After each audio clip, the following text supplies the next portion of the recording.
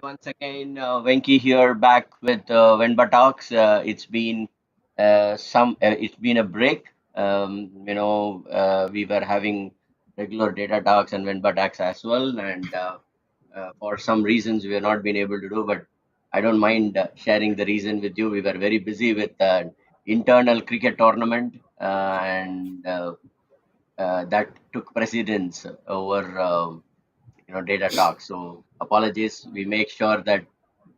Okay, that's a background from very recent Kamal Hassan movie. Starter says Nayagan Mendum Varan. We also want to be a little cinematic.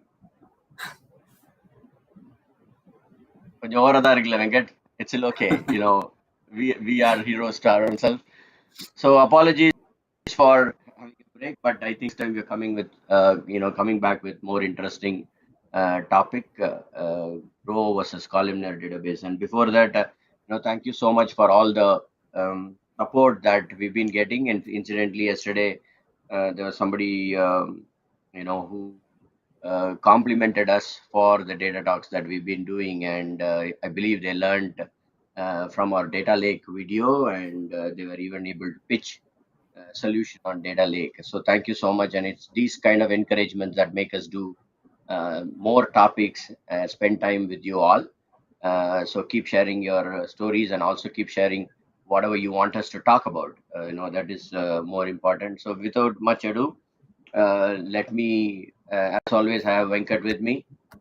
Venkat, is a senior data architect with CSS Corp, heading the, I mean, being part of the data practice. So let him talk about it later.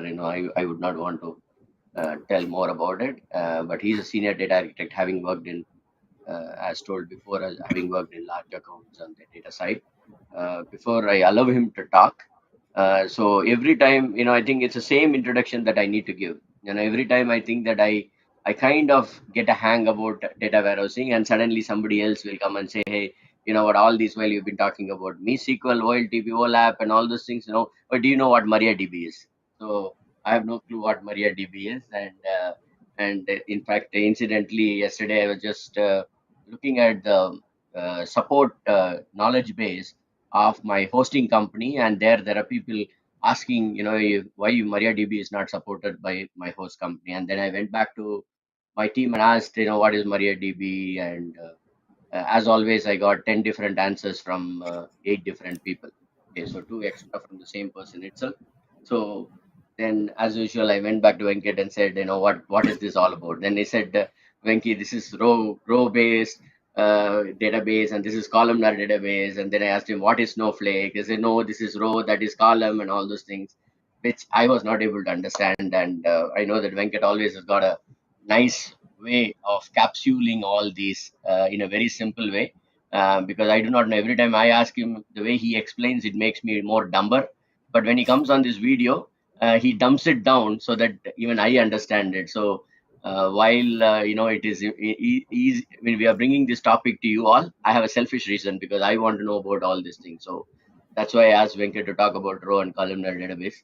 And it's just yet another secret about our talks. All this while, Venkat has been speaking from extempore based on his experience, because he's been doing a lot of data lake and data warehousing work. But this time, I believe he's prepared for this session. So over to you, Venkat. Nice to see you again. Virtually. And I mean, as the audience have been missing, I think we've also been missing. These talks as well, because I thoroughly enjoyed talking to you during this session. So, without delaying further, over to you. So, what is row and database? Or I think I know what row database is. What is columnar database? Or probably dumb it down for me so that you can explain what is row database and columnar database, and probably some use case that we can talk about where this is helpful and where the columnar database is helpful, and probably some examples of row database and columnar database. I'm sure you are prepared for all this. And those of us who are watching us from on LinkedIn, um, Facebook, etc., please feel free to ask any question, be it on the topics in the past or in the current topic. We'll be very glad to answer them. Saurabh, thank you so much. I mean, again, in all this while we've been using a different platform, I'm back to my own, um, favorite REST stream. So we'll be able to display all the messages. So keep your messages coming so that we can take all the questions. Hey, over to you, Venkat. Thank you. Thanks, Venki. It's always great to have a session with you. So the feeling's mutual. I missed this. I wanted to do this, and it's always great catching up with you as well. So you are right. I did have to do a bit of preparation for this. So yeah, hope I can clarify on everything, all the queries we have. In case we run into something which we need to refer something, I can always like check and get back. So we're always good with that. So without further ado, I'll just share my screen. So are you able to see my screen? Yes, we could. Perfect. Okay. So I know we want to jump into the topic directly, like what is a row database, what is a columnar database or a column database, or sometimes it's also called a C database. So when to use which one, use case, and all that. Before that, we may have to probably understand a bit of basics on like what is actually distributed storage. Okay, so only when we know distributed storage, then we can see about how the data is stored, how it's distributed, what is the use case behind it, and all that. Okay, so now when I say what distributed storage, I'm purely talking about it from a database standpoint.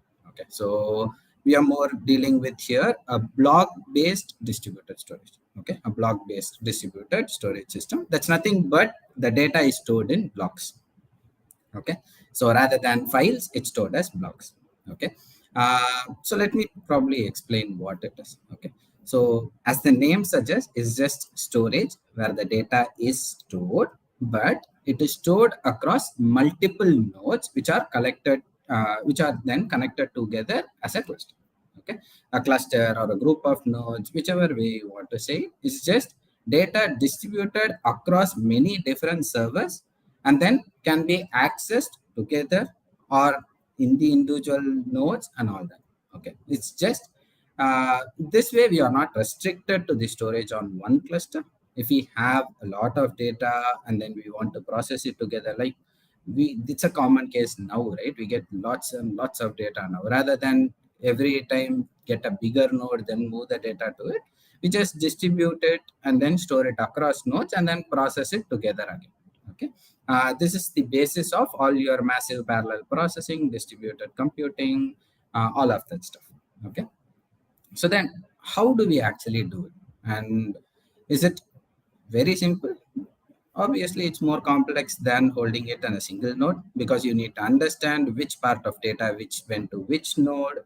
Or okay, let's use the word server. That way, it will be easier for everyone. So, which went to which server?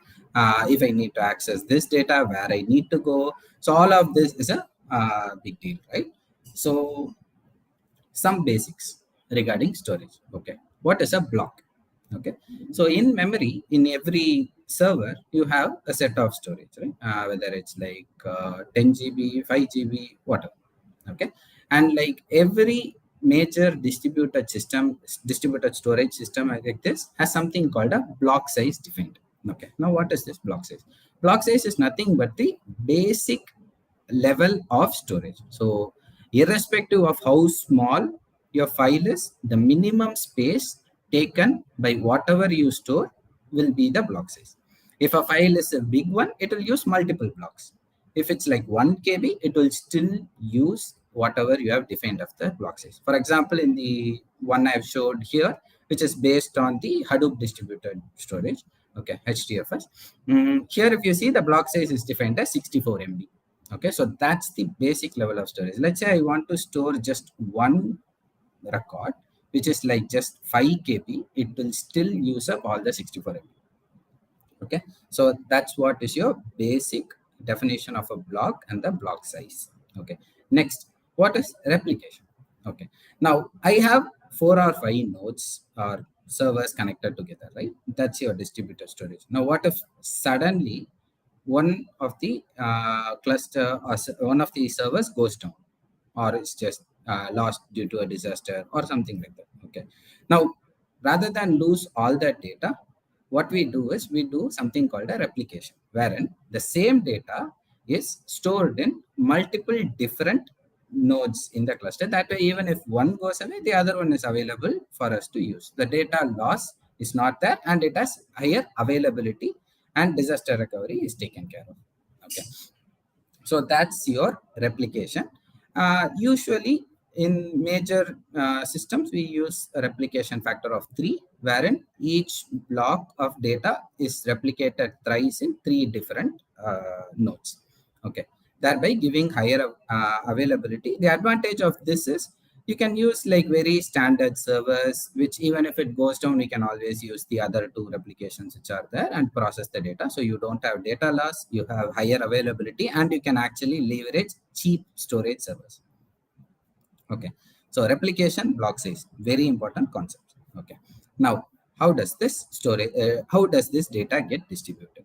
Okay, so let's say I have a input file, which is, let's say, a sequence, a CSV file or something, which is having like 1,000 rows or 1,000 records. Okay, now what happens is this file gets split into chunks of the block size blocks. So in this case, block size is defined as 64 MB. So that input file gets split as multiple blocks, each of a maximum size of 64 MB. Okay, let's say my file size is 70 MB. Then what happens is one block takes 64 and the remaining 6 MB goes into another block. If my file size is 60 MB, then the entire thing goes into a single block of storage. Okay, now next, once you have these blocks split, then they are placed in each of the data nodes. Data nodes are nothing but your individual servers, which are all connected together as a distributed file system. Okay, so now as you can see here, since the replication factor is 3, the same block A of the file is stored in data node 1, data node 2, and some other data node n. Okay, that's why it's stored 3 times. Same way, every block of data will be stored in 3 different nodes. So you might be wondering, why am I holding the same data thrice? Isn't it costly? Ain't I taking up more storage and all that? Yes, there is a cost associated with more storage. Like for every 1 GB you have to store 3 GB because the replication factor is 3. But this is easy, as more data increases, this is easily compensated by the cheap database nodes you can take, rather than having something with very high availability, which is very costly. You can have like even even if it falls a bit, you always have another version, right? So you can use stock data nodes easily, which are cheaper. So that compensates for this additional cost, and it also helps you to store more data across nodes rather than having to uh, scale up one single node. Like have one node, suddenly you see your data has increased now, so then you get a bigger node, migrate all this data to that, rather than going through all this hassle, which number one, you have a data node which gets wasted because you are now moving to a higher data node. So rather than avoid all this, this is a far cheaper option, even though you are replicating your nodes, your data multiple times. Okay. Now, okay, I've replicated chunks. There are who keeps track of all of this. Now, if I want to access that whole file again of 1,000 records, how would I know which one is where and all that? So that's where your name node comes in. Or if you take Redshift, it's called a master node. So there are different terms for it, but essentially there is one single node, sometimes with a backup for that as well.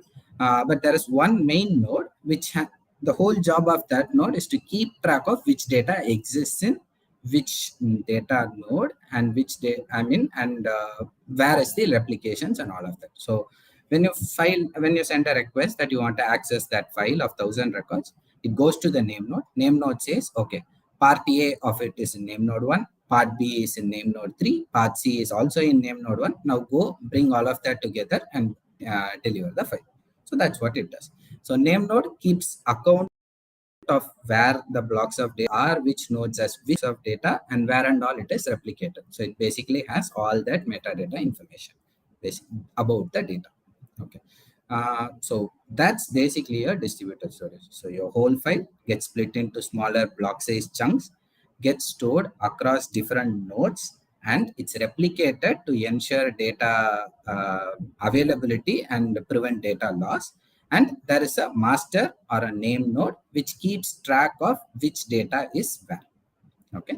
Now that we understand how distributed storage works, now we can see how a row-based database stores this data and a column-based storage saves this data. Okay.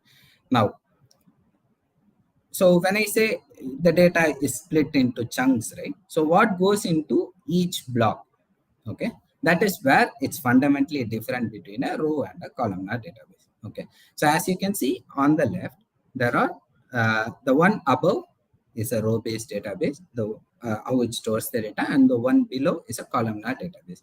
Okay, so in row-based database, what happens is all the column values of a particular row are stored together in a single block, or if the data size is bigger, it gets stored in multiple blocks, but it's all stored together. For example, in this, if you see the 8923 SSN value, the name, Chin, the age, the address, the city, the street of all the data of that record is stored together under block 2. Similarly, under block 1, block 3. So this is how a row database works. So all the columns of a particular row are stored together, irrespective of the data type of columns, irrespective of what data it holds, doesn't matter. All the rows are stored together. Okay. What happens in a columnar database? All the values of a single column are stored together. So if you see in the block 1 here, the 3 SSN values are stored together. All the values after that are like further SSN values of different rows. So all the values of a column get stored together. So the all values of column SSN get stored together. The age, the values of age like 88, 37, 12 get stored together in another block, and that's how it's stored. Okay, fundamentally, this is how a row database and a columnar database differs. So one is different columns of a particular row stored together. The other is different values of a column irrespective of rows stored together. Okay. Now, how does it differ from a processing standpoint, write standpoint? Is what decides on which use case, which one is favorable. Okay. Now, as you can see in the row database, since all columns are together, let's say I run a select star to fetch all the columns. Okay. What would happen? In a row database, everything is together, so it will quickly return a single row. But in column, it has to go to different blocks, fetch every column value of that row, and then bring them all together and show. Okay. Same way, let's say I want to do a insert. Okay. When I do a insert into a table, insert one row, in a row-based database, it will just go to the end of the sequence of blocks, just insert a row. It will be very fast. But in a column database, it has to go to the end of every block of each column and then insert one by one each column of them. Okay. So it takes considerably more time. So as you can see clearly from that example, row databases are always preferred where you have lots of row level operations, like individual single row level operations, like you frequently update or delete or insert, or you want to select only a few number of rows, but all columns of that rows. In all these cases, your row database will be very high performant. Okay. Now, where do we usually see such use cases? In operational databases. So what is an operational database? Let's say, since I always go to the retail example, let's say I have a store. Okay. So in the store, I'm a salesperson on the floor. Okay. So I walk through the store. I see one item has fallen down and damaged. So immediately I tag that item, send an update to the database saying this item is damaged. Okay. One more, I go and see, I'm supposed to see one thing in one place, but it's not there. So I tag some item as missing. Okay. Same way, I find an item near the cash counter. The customer took it, left it there. So I bring it back and add it to the place. And then I tag saying additional item added.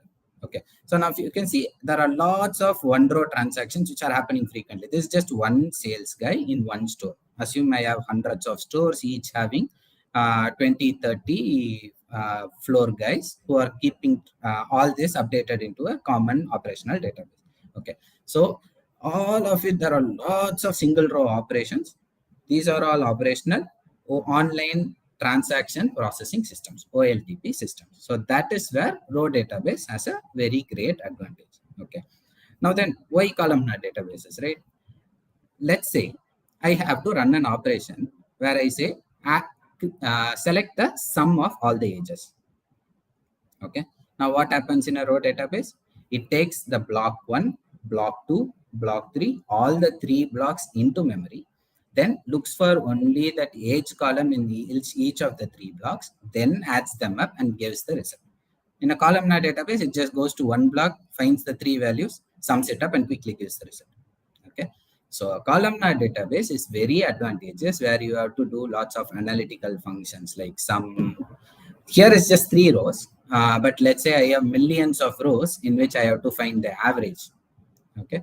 So wherever you have to do lots of column level aggregations or sum or any other analytical functions like rank or whatever, that's where your columnar database is advantageous because the column data is all stored together. Now, where will we do it? Obviously, in our analytical systems, your online analytical processing systems. Okay, so where we have to do a lot of these systems. That's why we usually do a lot of bulk inserts because individual inserts will be like taking a lot of time. We do a bulk insert and then we do lots of complex operations running through lots of data for column level analysis or some average, any of this. These are very basic functions I'm talking about. So when you go into very complex queries, obviously the aggregations, the more complex and the more data you have, the more advantages you have with columnar databases. Okay, so row predominantly for OLTP operational systems, which are having frequent row level updates, inserts, deletes, and all of that. Columnar predominantly for your data analysis or doing column level aggregations, all of that, column level functions, logic, everything. Okay. Now some examples, right? So all your traditional databases. So it's row databases are usually called traditional, not because it's technically traditional or anything. It's just because they have been there for a long time. So your MySQL, MS SQL, or your SQL servers of the world are all your row databases which have been existing for a long time. Columnar are fairly newer. That's the reason row are called traditional. But your columnar databases are mostly all the cloud data warehousing solutions like Snowflake, Redshift, BigQuery, and then Delta Lake. All of it falls under your columnar database. Okay. Now advantages. What other advantages do we have? Okay. Now in row level, since multiple columns are stored together, your length of the rows vary. Like if you see even in this small example, right, there is a name, there is an address, there is a city, all these textual fields which can have a lot of variable length. So one row can take one block of memory, one row can take like two to three blocks of memory, one row can even take like 10 blocks of memory. So since each one takes a different blocks of memory, it is a little memory inefficient comparatively. Okay, and since each is a different data type and different combination of values, you can apply compression, but it's not as efficient compression as in a columnar database. Now in columnar database, if you see, all the data in a particular block are going to be of the same data type. I know the range of so if you define a column with like a maximum length of 50, I know it's going to be just 0 to 50, right? And it's all going to be the same data type. So I can apply more efficient compression techniques, data compression techniques, thereby saving up on storage and all that. And efficient retrieval as well, because smaller data has to be pulled. Okay, so row, quicker access, all of that. Columnar is better for column level aggregational options. Second, row is a little more memory inefficient. Columnar is far better memory inefficient because it can row, the compression can be done, but far lesser options and far lesser efficient than columnar, because columnar has same type of values together. Okay, and Venki, any questions so far?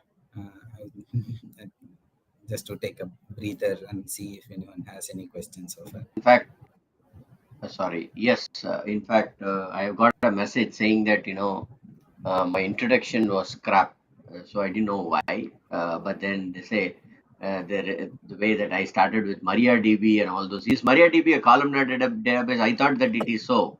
That's why I brought that name. So yes, is MariaDB a columnar database or a row database, or can it have both? I can probably check and get back on that, Vinky. But my guess is it's a raw Columnar. database.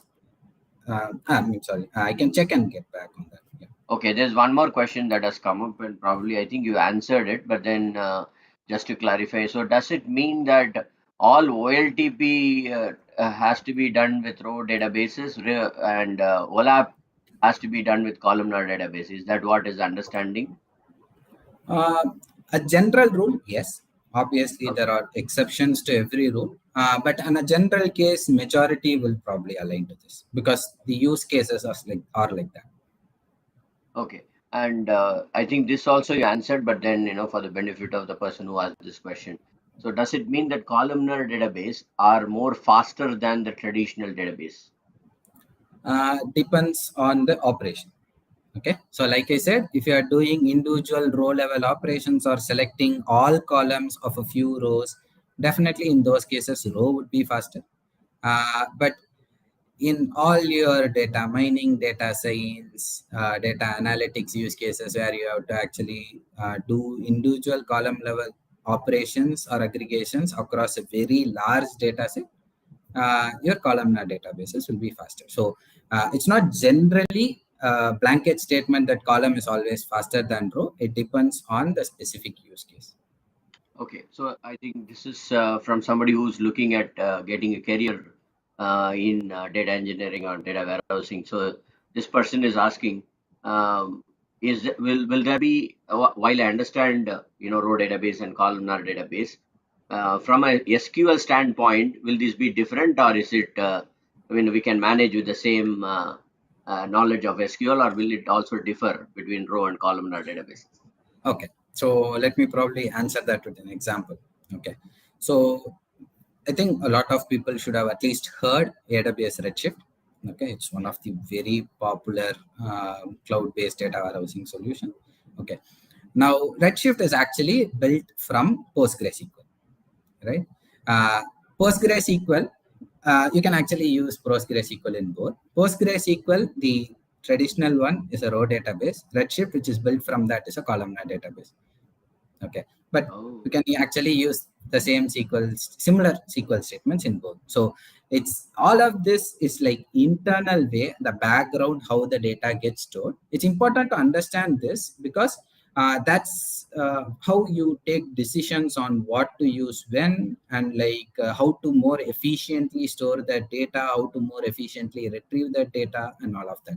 But from a user standpoint or from a database developer standpoint, you use SQL in both cases, and in most cases, they will be like very similar statements. fantastic. I think those are the questions that are there at this moment. So in case you have any questions, please feel free to drop that in comments in whichever social media platform that you are watching us. Thank you so much. I think as we speak, there are people watching us live on LinkedIn, Twitter, and Facebook as well.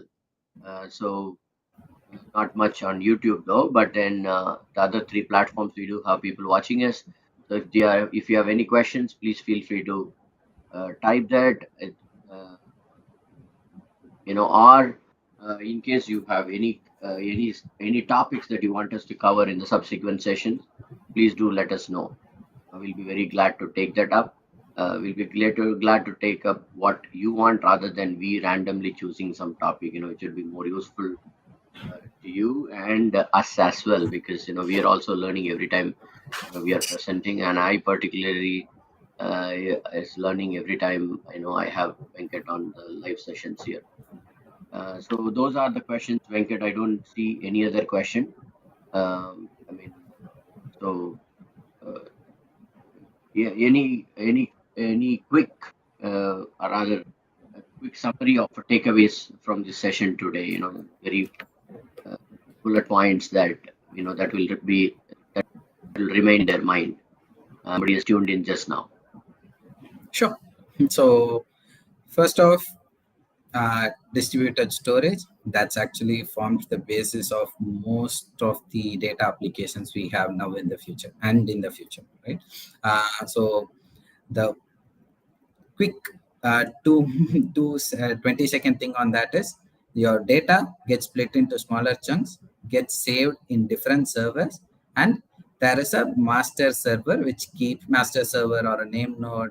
The terms can differ, but it's just that there is one server which keeps track of which data exists where. Okay, and it's also replicated in multiple servers. That way, you don't have to worry too much about the data, the servers being always available and going for costly servers and all that. Okay, so and this helps to also split your processing as well. So since the data exists in smaller chunks of data exist in different places, you can actually do smaller processing in each of those servers directly rather than having to do it a big running process at one shot. So you can do multiple things parallelly. That's where your massive parallel processing comes in. So distributed storage, it forms the basis of all of that. Okay, and Fantastic. building on top of that, row storage is when your data is distributed in blocks of rows together. So all the columns of rows are stored together. This is advantageous where you have individual row level operations like an OLTP system operational databases. So your MySQL, MS SQL, all your traditional databases fall under row.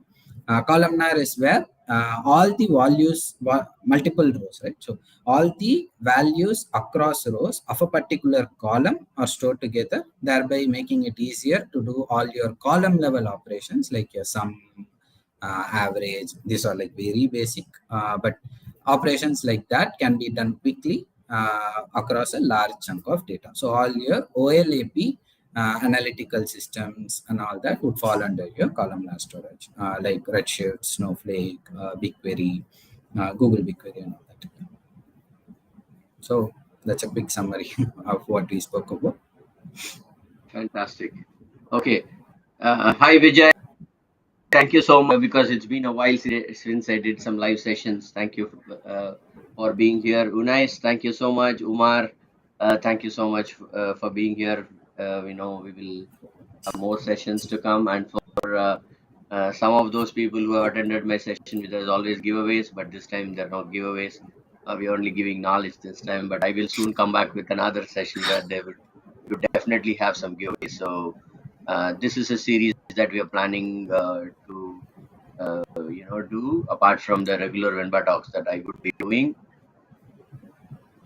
primarily for people looking at career in data warehousing, wanting to know about data, or even customers who are probably looking at using or making sense out of the data that voluminous data that we all collect because the data is the new oil and definitely I'm sure that these sessions would be really helpful in making sure that you make the best use of it. Ganapati Raman, thank you so much, for the feedback. I think, again, we're glad that you liked it as much as you liked it. We also like presenting. Hey, thank you, Venkat. And I know it's pretty late, but I think, we keep enjoying doing this. Um, we'll be back next week with yet another interesting topic. We want to keep it very small nuggets.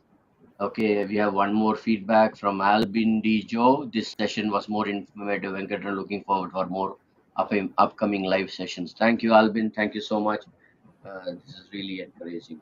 So, thank you, Venkat. Good night, and I'll see you next week with yet another interesting topic. Meanwhile, um, if you will be watching this deferred, please message in the comments about your feedback and also the topics that you want us to cover one more time. Thank you, Venkat. Thank you, everyone. Thanks, Venki. Always a pleasure talking with you.